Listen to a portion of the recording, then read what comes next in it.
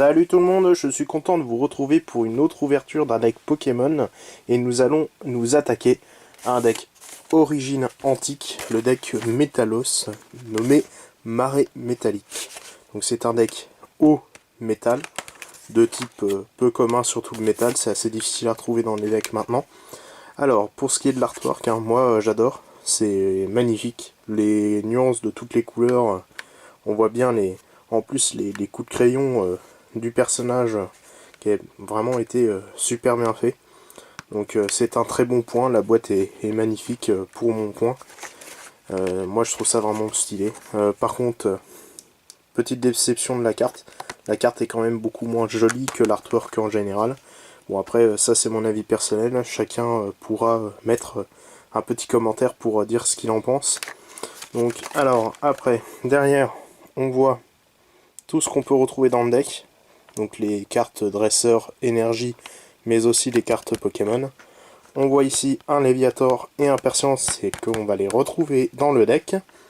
Ici la petite description du deck et aussi de Origine Antique et ce qu'on va retrouver dans cette boîte. Donc là je l'ai déjà ouvert, que ça c'est plus facile pour l'ouverture. Voilà. On va mettre ça juste là.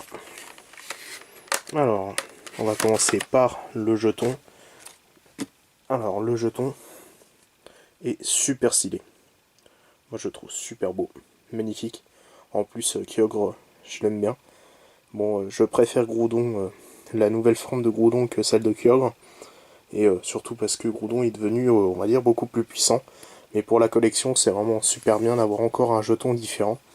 Moi, je trouve ça vraiment bien. En plus, donc je suppose que dans le deck Regirock, on va avoir un jeton Groudon.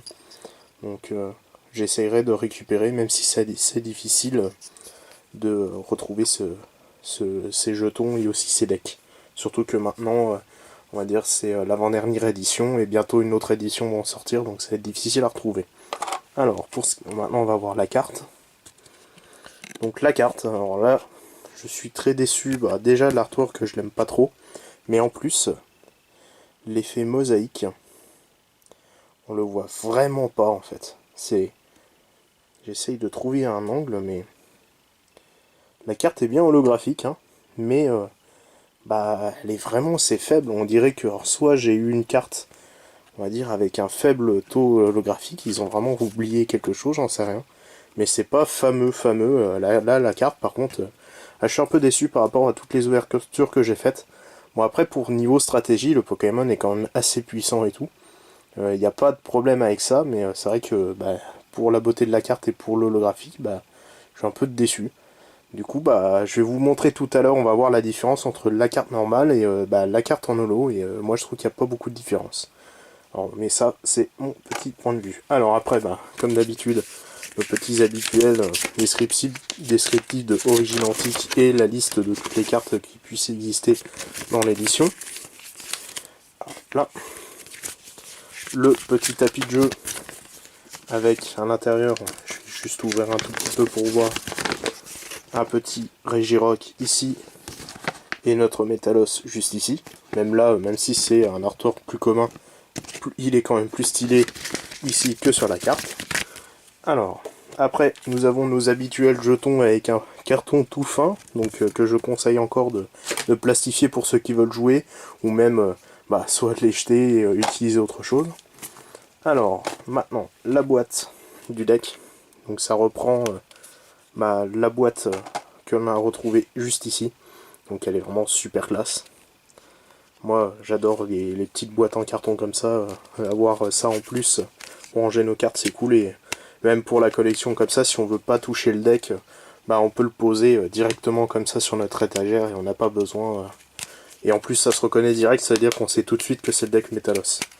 Alors maintenant, on va ouvrir et regarder ce qu'il y a à l'intérieur du deck. Alors, bon, tout ce qui est énergie et dresseur, je vais un peu passer. Parce que en général, c'est les cartes que les gens ne regardent pas souvent. Moi, je les utilise pour jouer, mais après, c'est vrai que c'est beaucoup moins intéressant. Et c'est aussi toujours les mêmes cartes qu'on retrouve dans les decks. Donc là, c'était des énergies. Oh, la lettre du professeur qui permet de récupérer 2 énergies de base. Un petit Evoli. Super stylé. pas très puissant. Bon, après c'est toujours bien, bon, l'attaque est un peu bof, mais si nous avons Evoli, ça veut dire que normalement nous allons avoir un petit Aquali. Alors, après, on retrouve la super carte, normalement qui est holographique dans la série. Donc là, une superbe Alphart de Léviator. Alors l'artwork est vraiment super cool. Ici on voit le Pokémon le plus puissant du monde, Magikarp. Et après, qu'il évolue en un beau Léviator, c'est génial. Alors pour ce qui est de l'attaque et tout, c'est vraiment pas mal, surtout la première, qui nous permet de faire un combo juste après avoir utilisé un Mania. Et c'est vraiment stylé, et c'est quand même assez facile à invoquer, parce que en général, des Magikarp, si je me trompe pas, on doit en avoir deux ou trois, donc c'est assez facile à récupérer. Et après, niveau stratégie, c'est quand même cool. C'est quand même un peu moins puissant que le Dracolos ou Warley qu'on avait dans Ciel Rugissant, mais c'est quand même une très bonne carte, et aussi pour la collection, on peut toujours la garder, car là c'est une commune, on va dire, alors qu'à la base c'est une holographique. Alors, après, nous avons un Metang. Je trouve le Metang plus joli que Metalos sur ce point. Alors, après, nous avons un Miaous. Les Miaous sont toujours, pour ma part, très réussis. Et là, c'est toujours le cas. Après, on le retrouve, je trouve, trop souvent quand même. C'est un peu dommage. Mais Miaous, moi je l'aime bien, donc c'est notre petit chat de la série.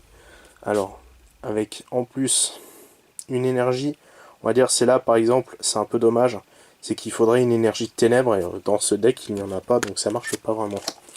Alors, une grosse surprise ici, nous avons un Registeel. Donc c'est vraiment super bien, en plus c'est une rare, donc c'est l'une des rares de la série que l'on retrouve dans cette boîte. Je sais pas si c'est une simple rare à la base, je pense, parce que Regirock est une simple rare, donc je pense que on l'a à l'intérieur, donc c'est plutôt sympathique. En plus, du coup, ça nous fait un gros mastodonte et un Pokémon de base, et les effets sont assez cool en plus, donc c'est vraiment stylé. Après, une autre énergie, un petit T-Arl. Alors j'aime pas les Pokémon en pâte à modeler, ouais, je suis difficile, mais je préfère les dessins, voire même certaines fois les personnages en 3D c'est plus beau, mais là en pâte à modeler j'ai un peu du mal avec des rochers, on va dire, réalistes, c'est des choses que moi j'aime pas trop. Alors, un Regice, une autre carte Golem, donc c'est pareil, deux cartes Golem du coup dans un deck, c'est super bien. Alors là, pour que la collection, le deck est très rentable, surtout pour ceux qui aiment, on va dire, les golems, donc ça veut dire que il nous manque juste Regirock pour, on va dire, compléter, et aussi le gros mastodonte pour vraiment tout compléter, mais moi je trouve que c'est quand même cool d'avoir, on va dire, deux géants, deux colosses à l'intérieur d'un deck, c'est vraiment génial. En plus, les attaques sont vraiment pas mal. Avec la première attaque qui paralyse l'adversaire si on lance et qu'on réalise un face. Bon, après, il a quand même un gros problème, comme Registeel, c'est la retraite. Le coup de retraite qui est vraiment trop élevé.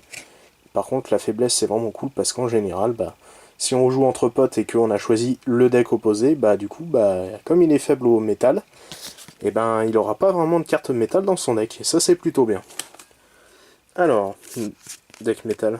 Dire qu'à l'époque c'était une carte rare, c'était difficile à retrouver. Une carte d'Esrer Tierno. Tini. Un super beau Aquali. Un très beau Pokémon. En plus, c'est pas mal.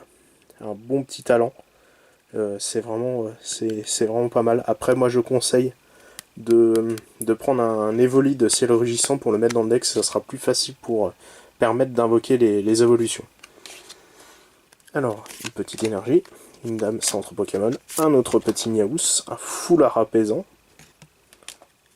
une énergie eau, un autre Evoli, un autre relique.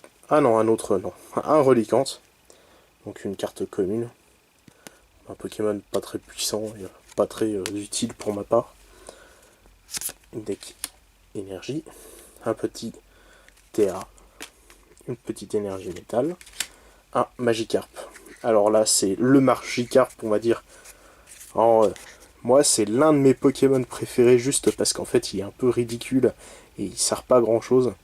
Là, pour moi, c'est quand même l'une des attaques les plus mythiques de toute la série Pokémon, c'est Trempette épique.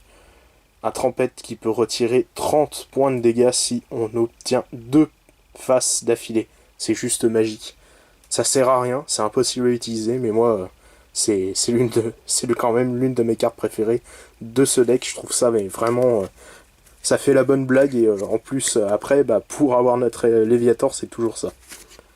Alors, une autre lettre de dresseur, une carte énergie, un autre Métang, l'autre Métalos. Alors là, on va faire, on va dire, le comparatif. On va ranger tout ça, voilà.